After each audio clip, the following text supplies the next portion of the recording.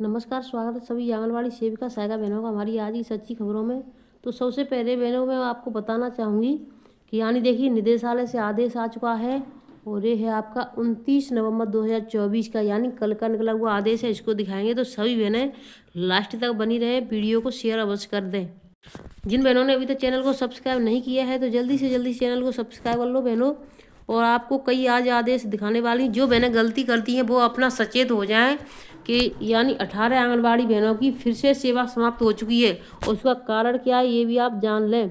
तो देखिए आज दिनांक 29 नवंबर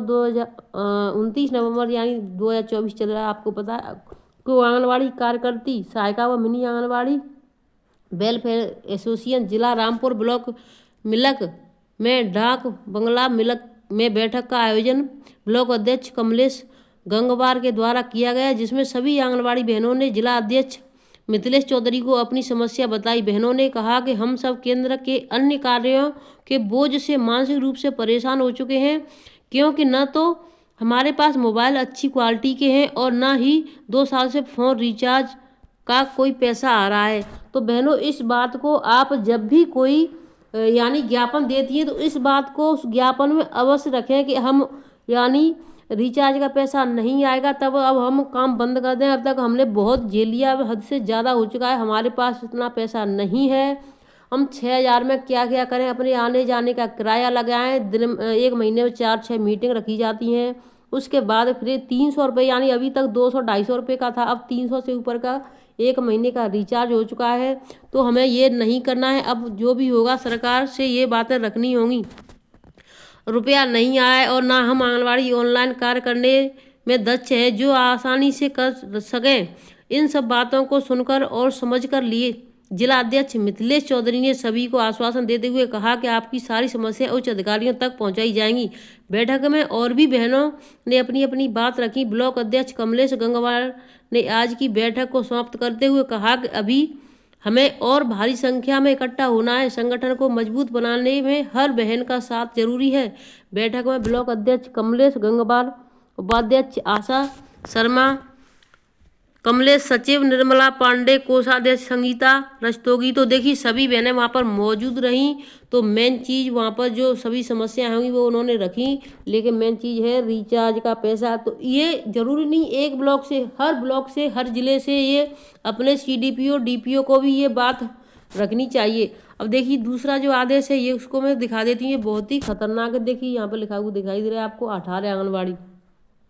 महाराजगंज जिले में निचलौल ब्लॉक के CDPO ने क्षेत्र की अलग अलग ग्राम पंचायतों में चल रहे आंगनबाड़ी केंद्रों में कार्यरत 18 आंगनबाड़ी कार्यकर्तियों और उनके कार्यों में लापरवाही मिलने पर नोटिस जारी करते हुए स्पष्टीकरण मांगा है।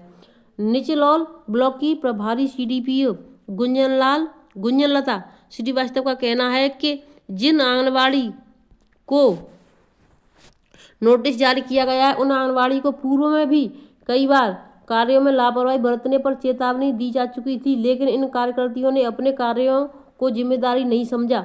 शासन द्वारा बाल विकास विभाग के इन लंबाई वजन, होम विजिट, पोषण ट्रैकर केंद्र संचालन एवं कुपोषित बच्चों को चिन्हांकन जैसे महत्वपूर्ण कार्यों में लगातार आदेश जारी किए जाते हैं, लेकिन इन आंगनबाड़ी द्वारा बार बार चेतावनी के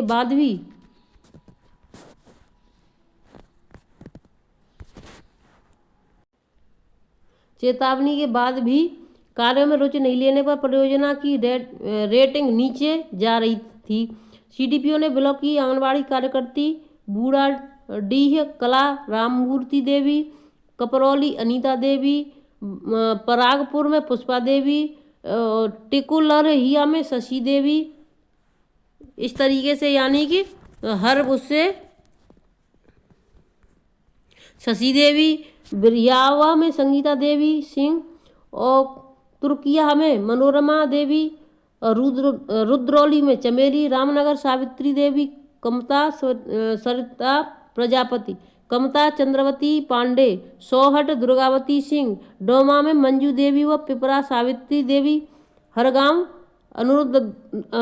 अरुणवती देवी, लेदी निर्मला देवी, जमुई कला संगीता, झरबलिया सैल, पकोली में पूनम को नोटिस जारी किया गया। यानी ये 18 बहनें थीं जिनके नाम दिए गए हैं। नोटिस जारी करने के बाद इन सभी आंगनबाड़ी को विभाग से संबंधित समस्त कार्यों को पूर्ण करते हुए 1 दिन के अंदर अपना संतोषजनक जवाब साक्ष्य सहित प्रस्तुत करने के लिए कहा गया है। अगर जवाब संतोषजनक नहीं मिलता है तो नवंबर माह का मिलने वाले मानदेय को अगले आदेश तक रोक दिया जाएगा। यानी वैसे तो मानदेय आता ही नहीं है, इतना कम आता है, लेकिन बहनों की कुछ बहनों की लापरवाही से सभी बहनों की यानी मानदेय पर यहाँ पर तो देखिए इन्हीं का रुकेगा, ज़्यादा का नहीं रुकेगा। लेकिन अपने विभाग की जो छवि धूमिल होती है, जिसमें सभी को एक के साथ में जो सभी को लपेटा जाता है कि उस आंगनबाड़ियाँ सिर्फ ऐसा करती हैं, आंगनबाड़ी कार्य नहीं करती हैं, आंगनबाड़ियों के पास क्या कार्य है, 1 घंटे काम करती हैं। तो देखिए कुछ बहनें गलती करती हैं, उसी वजह से सभी को सुनना पड़ता है। जो मेहनत दिन रात करती हैं, समय से केंद्र खोलती हैं, उनको भी सुनना पड़ता है, क्योंकि ये विभाग की बात होती है तो सभी का नाम एक साथ लिया जाता है, किसी का नाम सामने नहीं रखा जाता है। अब मैं आपको ले चलती हूँ आदेश की तरफ। तो आदेश को आप सभी बहनें देख लें और इस वीडियो को ज़्यादा से ज़्यादा शेयर करें। जिन्हें बहनों ने अभी तक चैनल को सब्सक्राइब नहीं किया है तो मैं फिर से कह रही हूँ, आपको सभी जानकारी समय से लेनी है तो चैनल को सब्सक्राइब करके बेल आइकन में ऑल को अवश्य दबाना होगा। देखिए एक आंगनबाड़ी बहन ने क्या किया उसको भी मैं आपको दिखा देती हूँ। बहनों, पति का पहले गला काटा फिर सिर कूच कर मार डाला। ये खबर है आपकी प्रयागराज की है। तो कोराम की घटना, आरोपी आंगनबाड़ी कार्यकर्ता, पत्नी गिरफ्तार, बोली पति आए दिन पीटता था।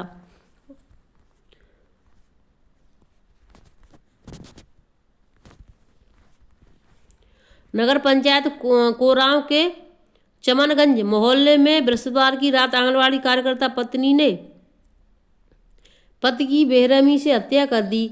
उसने पहले पति के सिर पर बल्ले से वार किया। जब वह गिर गया तो धारदार हथियार से गला रेता और सिर पर लोड़े से बार कर मौत के घाट उतार दिया। सुबह पुलिस ने आरोपी पत्नी को गिरफ्तार कर लिया। उसने पूछताछ में बताया कि पति उसे आए दिन मारता पीटता था, इसी वजह से हत्या की है। राम उजियागिर 43 वर्षीय निवासी थे। कपूरी बड़ैया थाना कोराम की चमनगंज मोहल्ले में एक मकान था। यहाँ उसकी पत्नी सीमा देवी 2 बच्चों के साथ रहती थी। उसके दोनों बच्चे सत्यम कक्षा 7 व प्रियांशी कक्षा 10 में कोराम के गोपाल विद्यालय इंटर कॉलेज में पढ़ते हैं। बृहस्पतिवार की रात सीमा ने पति राम उजागिर को फोन कर कोराम के कपूरी बड़ैया वाले घर बुलाया।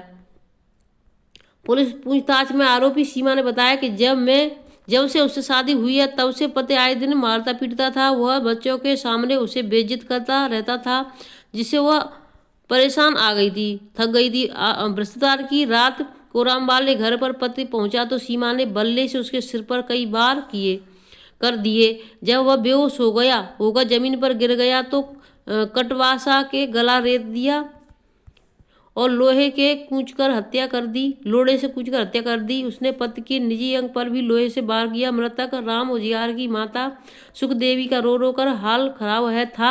वह 2 भाइयों में बड़ा रमाकांत भाई की मौत से बदहवास है। उसके दोनों बच्चे मां के पास बैठकर सिसक रहे थे। एसीपी मेजर रवि कुमार गुप्ता ने बताया कि आरोपी महिला से पूछताछ की जा रही है। पूछताछ में महिला का आए दिन पति से मारने पीटने की बात सामने आई है।